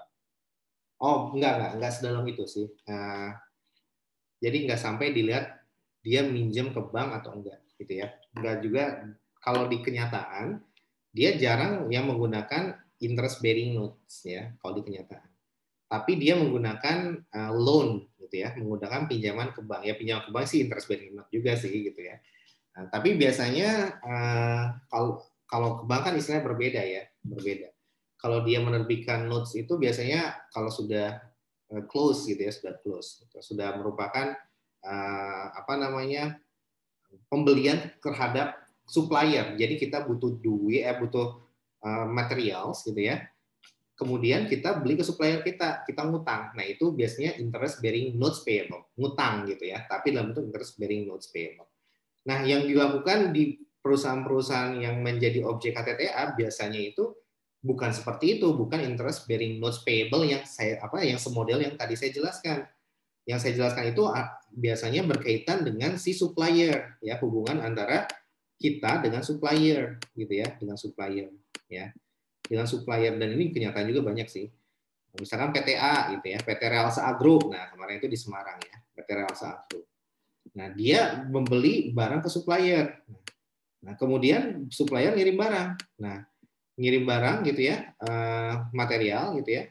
Kemudian dia kan harus bayar, tapi dia ngutang dulu. Nah, ini namanya notes payable. Ya, seperti ini. Nah, ini bisa zero interest dan juga bisa interest bearing notes ya, ZNB ya, ZNP sama bisa juga interest bearing notes payable gitu ya. Nah, kalau yang di perusahaan biasanya yang kayak ini tuh jarang. Biasanya dia bukan ke supplier tapi dia pinjamnya ke bank ya. Nah, bank juga sebetulnya interest bearing notes ya, tapi termsnya agak sedikit berbeda ya. Kalau di finance itu kita bedakan ya antara notes ke supplier sama notes ke bank itu namanya berbeda. Kalau ke bank itu namanya loan ya, loan. Nah, loan ini memiliki interest juga ya. Seperti yang sudah dijelaskan di awal-awal bahwa ada yang flat bunganya dan ada yang fluktuatif atau floating rate gitu ya. Nah, seperti itu. Nah, jadi kalau yang pertanyaan tadi interest bearing notes gitu ya, maka apakah pokok pinjamannya dimasukkan? Jawabannya tidak dimasukkan. Ya, tidak dikeluarkan juga, maksudnya tetap di dalam, karena kita tidak menggunakan apa ya, si pokok itu kan itu langsung mengurangi dari payable-nya, mengurangi dari si notes-nya atau utangnya, gitu ya. Nah, yang masuk dan dia tidak masuk ke apa? Tidak masuk ke, jadi kan kalau akunnya itu kan seperti ini ya, interest expense ya. Ya ini akuntansi lagi, maaf ya. Kemudian ada notes payable, ada cash gitu kan ya. Nah, ini adalah pokok. Nah, pokok ini masuknya ke neraca Softpi ya. Nah, yang kita ambil itu kita ambil yang expense yang masuk ke SOCI atau IS. Nah, sehingga apa? Pembayaran pokok tidak diperhitungkan dalam FCF ya. Yang diperhitungkan dalam FCF adalah interest expense-nya. That's why kita harus keluar. Artinya apa? Ini yang masuk ke income statement. Dan FCF itu adalah income statement approach ya, seperti ini ya. Income statement approach. Nah, itu ya. Oke, pertanyaan bagus. Berarti Pak, baik bearing ataupun yang zero bearing itu nggak masuk ya Pak di FCF? Oh iya, kalau yang apa pokoknya saja yang tidak masuk, tapi interest expense-nya masuk ya. Kalau dia apa namanya sorry bukan pokok ya. Kalau pembayaran, jadi kita bedakan lagi ya. Kalau dia yang ke supplier itu kan namanya adalah bisa, inilah yang saya maksud dengan zero interest bearing notes ya. Dan ada yang interest bearing notes payable gitu ya. Nah, di sini kalau dia sifatnya notes payable artinya dia akan dibayar di akhir ya. 1 ini 10. Nah, di tahun ke-10 dia akan dibayar. Ya. Nah, yang tadi saya bilang interest expense itu bukan pokok ya, itu saya ralat. Kalau itu konsepnya yang loan. Kalau yang loan seperti itu. Jadi interest expense, notes payable pada cash ya. Nah, untuk yang kasus notes payable ke supplier, baik itu apa, yang ini yang interest bearing notes dulu ya, yang interest bearing notes kan seperti ini. Nah, notes payable ini adalah diskon, amortisasi diskon ya, karena dia diskon atau premium ini ya. Kalau dia notes-nya berkurang berarti premium ya, seperti itu. Nah, oke, ini adalah amortisasi diskon atau premiumnya ya. Sedangkan yang dibayar tiap periode itu kan interest expense pada cash, ini X ya. Ini X gitu ya. Nah, plus ini juga misalkan ini 1 ya. Kemudian yang kedua ini yang ketiga ya. Misalkan ya. Ini 1, ini 2, ini 3. Gitu kan? Nah, jurnal ini adalah jurnal untuk apa? Untuk amortisasi diskon sekaligus pembayaran bunga yang interest bearing notes. Ya. Oke.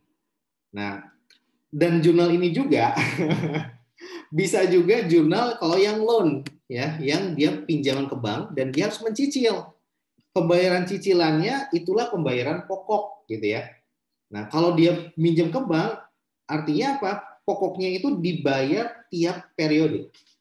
Beda kalau ke supplier. Ke supplier itu ngutang dan pelunasan pokoknya dia dilakukan pada akhir periode. Artinya ini 100, kita berhutang 100 itu akan dibayar di akhir tahun ke-10 ya. Yang muncul di tiap periode 1, 2, 3 dan seterusnya itu adalah si bunganya, misalkan 10%, 10, 10, 10.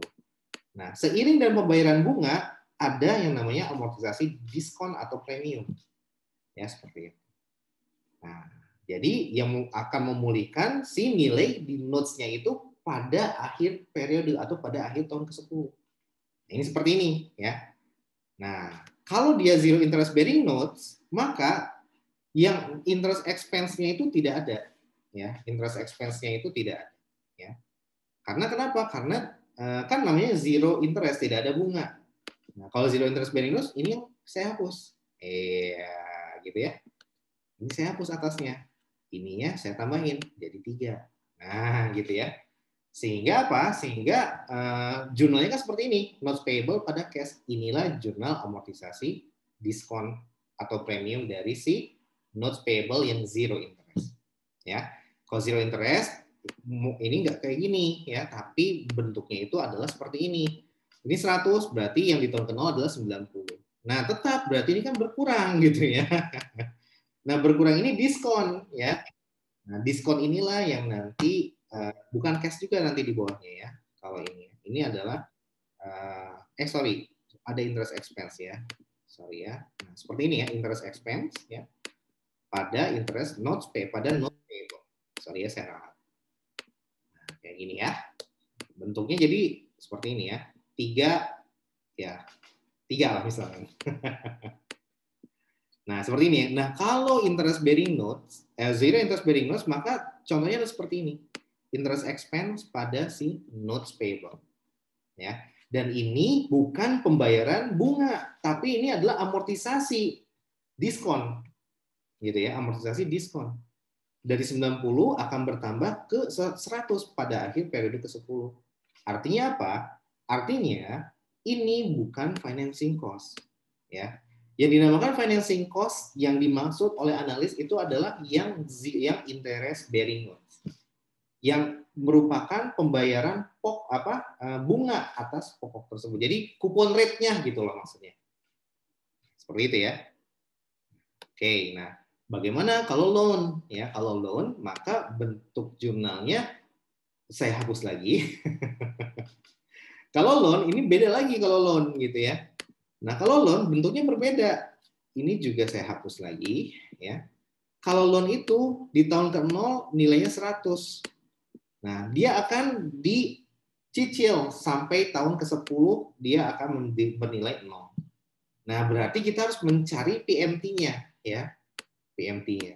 Nah, seperti ini ya. Nah, inilah yang akan kita cari dan jurnalnya gimana? Jurnalnya adalah ketika kita mencicil sekaligus juga melakukan pembayaran bunga. Jadi tidak ada amortisasi ketika bentuknya adalah loan gitu ya. Nah, seperti itu. Jadi nanti jurnal ketika cicilan di periode pertama misalkan ya, ini adalah interest expense ya. Kemudian juga notes payable-nya berkurang pada cash gitu ya. Nah, ini yang saya maksud, inilah pokoknya khusus yang bentuknya loan. Nah, interest expense ini yang dimaksud dengan coupon rate-nya tadi ya. Kalau di loan itu bukan coupon rate tapi dia adalah borrowing rate ya, borrowing rate. Seperti itu. Bisa floating rate, bisa fixed rate. Nah, inilah yang kita maksud dengan financing cost dan inilah yang dikurangkan. Gitu ya. Oke, clear ya kayaknya. Oke. Ya Pak, terima kasih Pak.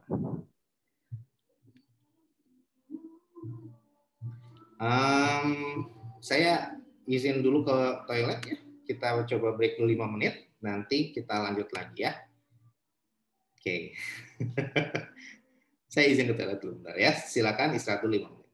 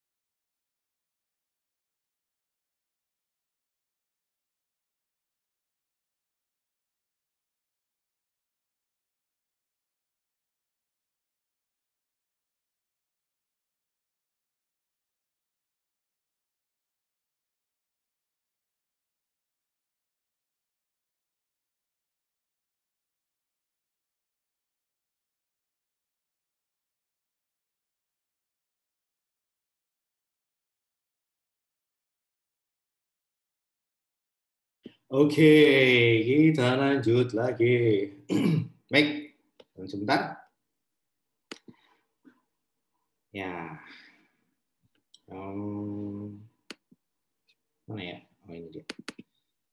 Kita coba bahas bagaimana mengaplikasikan teori tadi ke dalam Excel, ya.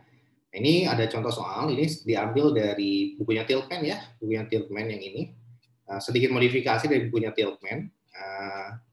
Oke, kita lihat di sini ada project untuk suatu project A, gitu ya. Dan di sini untuk menyiapkan project A, dia membutuhkan equipment seperti ini, 200, project life-nya 5 tahun. Nah, sell face value dari equipment-nya misalkan tidak ada nilai sisa ya. Nah, depreciation expense-nya tinggal dibagi ya, 200 dibagi dengan 5 gitu ya. Nah, 200 dikurang 0 ya. 200 dikurang 0 dibagi dengan 5. Dikurang ini. Nah, salah. 200 dikurang dengan itu dibagi dengan yang 5. Ya, ini karena 200-nya titik ya. Value sih. Sama dengan ini dibagi 5. Nah, 40.000. Nah, langsung aja. Oh, karena saya value ini 0 maksudnya ya. Ya wis lah. Gatel juga saya. Ini dikurang 0 dibagi dengan 5. Oke, nah kemudian operating expense per years-nya untuk mengoperasionalkan si equipment butuh 5.000. Kemudian dengan adanya investasi dengan pembelian equipment baru ini, kita proyeksikan ya. Jadi pertama kita mau beli barang dulu gitu ya. Kemudian yang barang tersebut akan kita gunakan dalam bisnis perusahaan PPE gitu ya. Nah, dari sini kita analisis kalau PPE ini kita pakai, kira-kira dampaknya gimana? Nah, biasanya kalau di kenyataan pakai persentase akan ada kenaikan sales revenue di masa yang akan datang selama equipment baru ini beroperasi, misalkan 5 tahun atau seperti ini kan 5 tahun gitu ya, akan ada penambahan growth terhadap sales-nya sebesar 5% per tahun. Nah, artinya apa? Ini si sales-nya itu akan tumbuh 5% per tahun. Nah, itu kalau tapi kalau di soal ya soal ujian, soal latihan itu ya udah dikasih tahu ya apa namanya definisinya misalkan 250.000. Nah, gitu ya per tahun. Nah, tidak ada growth. Nah, kayak gini ya. Seperti itu. Nah, kemudian kita prediksikan berapa persen COGS-nya ya. Kok COGS-nya 60% dari si revenue. Nah, maka kita dampak dari equipment baru ini tentu adalah kemana? Adanya ke si ya. Sales akan meningkat. Kalau sales meningkat, kemungkinan AR akan meningkat karena AR itu berkaitan dengan sales. Ya. Yang kedua, inventory pasti akan meningkat. Kenapa? Tentunya kapasitas produksinya akan lebih banyak, gitu ya. Nah, itu seperti yang ketiga, berarti berkaitan untuk memproduksi inventory itu adalah akun payable, belanja material. Nah, kemungkinan kita akan belanja material lebih banyak sehingga apa? Sehingga menimbulkan akun payable. Ya, jadi belanja kesukaannya lebih banyak, akun payable meningkat. Ya, nah, seperti itu ya. Jadi inilah total net operating working capital-nya. Misalkan ya, kita membutuhkan nya adalah required profit-nya 20% sama tax rate.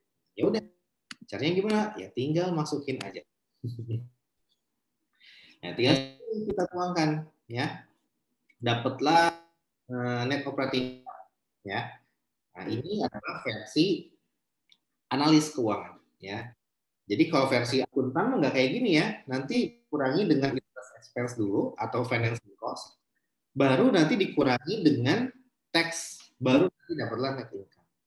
Nah, alat manajemen keuangan atau manajer keuangan diubah ya, atau analis keuangan diubah.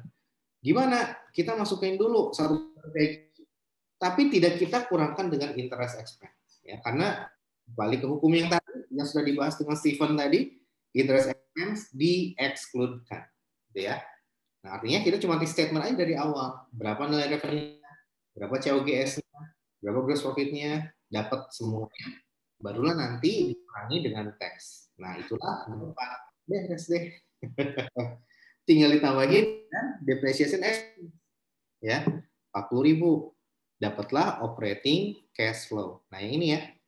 NOPAT dikurang ditambah dengan depreciation expense sama dengan operating cash flow ya. Nah, udah deh beres.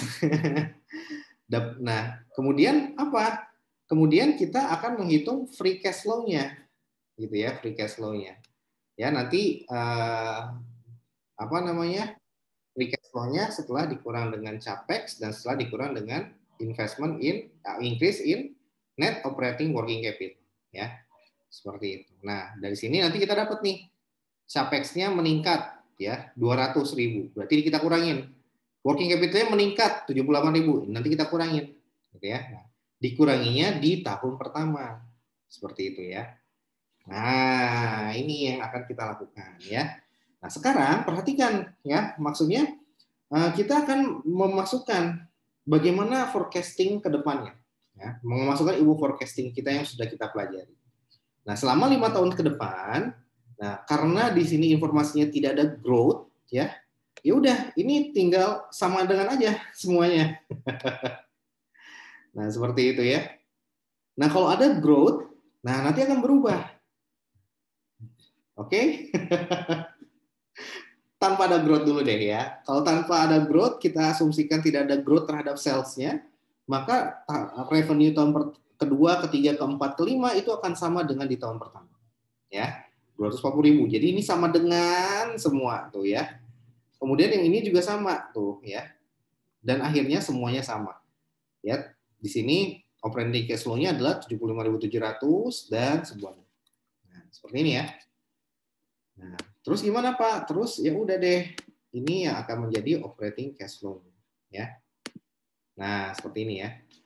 Nah, kemudian kita harus menghitung terminal cash flow-nya. Nah, terminal cash flow-nya adalah di tahun kelima ya. Di tahun kelima, nah perhatikan di sini ya. Pada tahun pertama gitu ya. Free cash flow ini akan kita kurangkan seperti rumus yang ini. Ya. Dikurang capex, dikurang NOWC ya. Capex-nya ketika naik berarti ya tinggal dikurang 200. Tapi kalau capex-nya turun ya, berarti nanti ini minus gitu. Jadi plus jadinya. Nah, kalau working capital juga turun berarti ini minus jadi plus gitu ya. Nah, seperti itu ya. Nah, oke. Nah, sekarang karena ini naik gitu ya.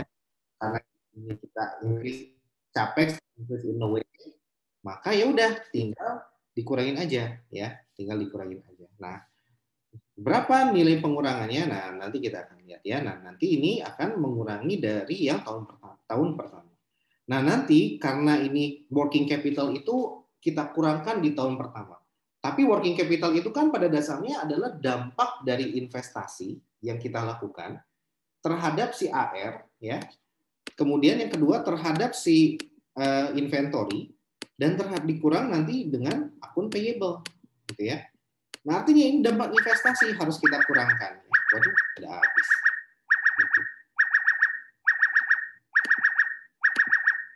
Oke, saya teruskan sedikit ya.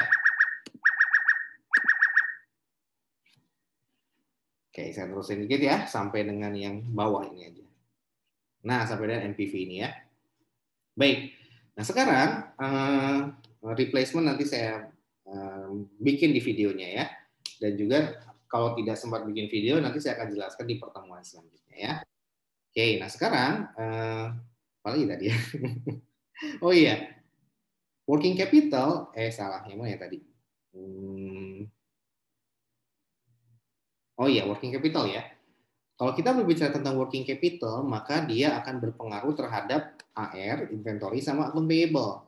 Nah, karena ini dikurangkan di tahun ke-0, maka pada dasarnya kan dampak dari investasi. Kita ingin menetkan, gitu ya. Karena free cash flow itu adalah cash flow yang tersedia bagi si debitur, bagi si bank, karena dia meminjamkan uang kepada kita. Dan bagi si investor sebagai pemegang saham kita, ya pemegang saham perusahaan. Seperti itu ya, itu adalah free cash flow. Nah, sekarang kita sudah mengeliminasi dampak dari investasi kita di tahun ke-0. Nah, oleh karena itu, karena di tahun kelima itu kita sudah merasakan apa? Merasakan hasil investasi kita. Hasil investasi atas apa? Hasil investasi pada pembelian equipment tadi. Nah, maka apa? Maka sebagai imbal baliknya kita harus menambahkan working capital yang sudah kita kurangkan akan terpulihkan gitu ya di tahun kelima sesuai dengan masa manfaat dari si mesin gitu ya. Ya udah kita tambahkan di tahun kelima ya. Free cash flow-nya kalau di tahun pertama itu ya sama dengan operating cash flow. Pada tahun kelima kita hitung terminal cash flow-nya ya. Kita tambahkan 75.700 ditambah dengan 78.000. Nah, ini kita minuskan karena biar minus ketemu minus sama dengan plus ya. Udah deh, tinggal dikaliin aja. Dikaliin aja gimana? Dikaliin aja dengan si faktornya, present value faktornya ya. Nah, faktornya adalah berapa persen ini? 20% required rate of return-nya. Ya udah, tinggal 1,2 pangkat 1 gitu ya. Yang atas ini ya, tahun pertama. 1,2 pangkat 2 tahun kedua ya. Pangkat 3, keempat dan kelima. Hasilnya adalah berapa? Hasilnya adalah ini ya. Ini present value faktornya, present value interest factor. Ya udah tinggal dibagi aja ya. Ini saya hapus dulu ya. Si operating cash flow-nya ya kita bagi dengan si present value factor ya. Karena kan rumusnya itu seperti ini ya. FCF-nya, delta FCF ya. Kemudian dibagi dengan si 1 plus I pangkat N. Nah, N-nya adalah tahun pertama, kedua, ketiga, dan keempat gitu ya. Nah, hasilnya adalah yang bawah ini ya, 68, kemudian 52 gitu ya, dan seterusnya. Ya. Nah, dari sini apa namanya? Sorry, ini salah narik ya. Harusnya dari sini. Oke, ya sama aja. Nah, setelah itu gimana? Setelah itu ya udah tinggal kita jumlahkan ya. Nah, kita jumlahkan jumlah dari tahun pertama, kedua, ketiga ya free cash flow yang sudah kita present value kan ke tahun ke-0 gitu ya. Tahun ke-0. Nah, udah kita tinggal hitung jumlahnya berapa plus yang nanti si terminal cash flow-nya ya. Nah, ini apa namanya? Salah narik nih ya, harusnya dari yang si FCF ya. Oke, biar tinggal saya tarik aja ke bawah ya, dan seterusnya. Oke, nah hasilnya adalah kalau kita jumlahkan ini tambah ini sama dengan 257 ya. Nah, tinggal kita apain? Ya udah tinggal kita jumlahkan aja ya. Jadi si 257 ini dikurang dengan yang terjadi di tahun pertama ini atau di tahun ke-6 ya. Sama dengan berapa? Sama dengan dikurang dengan 200 dan dikurang dengan si 78.000 ya. Hasilnya adalah minus ya. NPV-nya adalah minus ya. Sehingga apa? Sehingga ya udah akhirnya apa? Akhirnya proyek ini ditolak. Nah, adalah cara kedua. Cara pertama ini ya. Cara satu ini yang kita uraikan satu persatu dengan menggunakan rumus present value interest factor yang single factor ya. Kita present value-kan satu persatu. Cara cepatnya adalah dengan menggunakan rumus NPV ya, seperti ini. Ya, jadi NPV sama dengan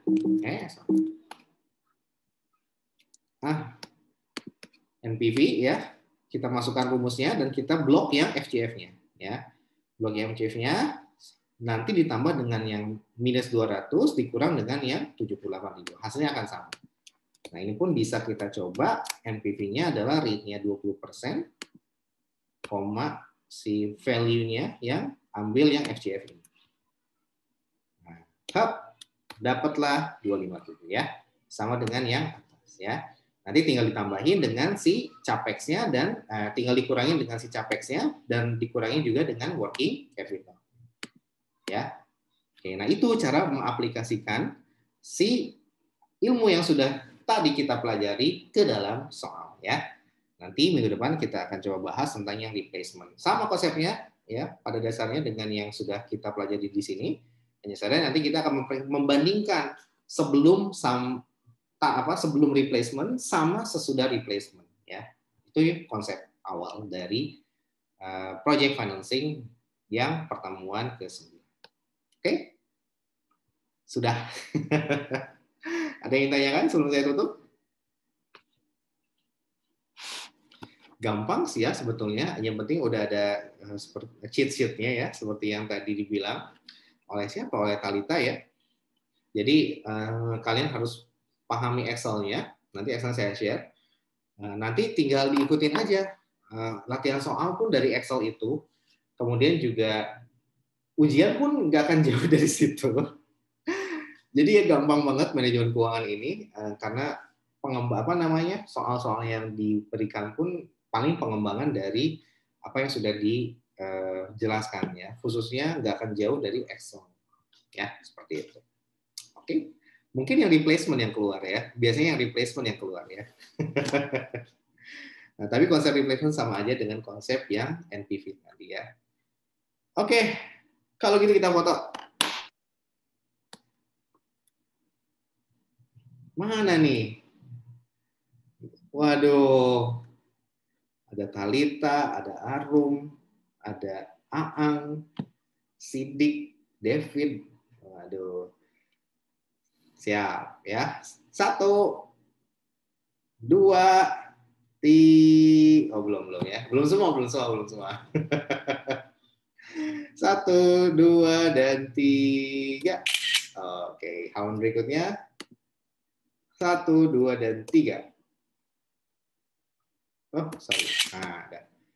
Oke, thank you very much for your attention. Until we meet again ya. Sampai jumpa di pertemuan selanjutnya. Ada PR dan juga nanti minggu depan agendanya adalah bahas tentang risk analysis ya. Pengembangan lebih lanjut setelah kita tahu NPV-nya, kita akan bahas resiko apa yang terkait. Sekalian saya mau bahas progres dari dataset kalian ya. Kalian nanti silakan memperlihatkan datasetnya sudah sampai sejauh mana ya. Saya udah nggak sabar untuk merunning ya. Merunning regresinya ya. Oke, kalau gitu kita tutup aja. Thank you very much. Mudah-mudahan bisa bermanfaat. Dan ini bisa kalian simpan ya, ide-ide yang tadi saya jelasin untuk KTTA kalian. Ya. KTTA kalian bisa banget menggabungkan antara ilmu manajemen keuangan ini, mengukur, kalau yang saya lakukan itu mengukur aplikasi ngojol yang dikembangkan oleh BUMDes. Apakah profitable atau tidak? Nah terus nanti dinilai dengan NPV. Setelah itu apa? Setelah itu bagaimana cara pencatatannya berdasarkan PSAK 19. Nah, itu kaitannya dengan AKM. Ya. Nah, nanti KTTA kalian pun bisa demikian. Ya.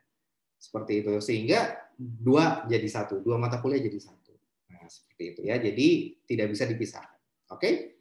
Semoga bisa bermanfaat. Assalamualaikum warahmatullahi wabarakatuh. Dadah! Waalaikumsalam warahmatullahi wabarakatuh.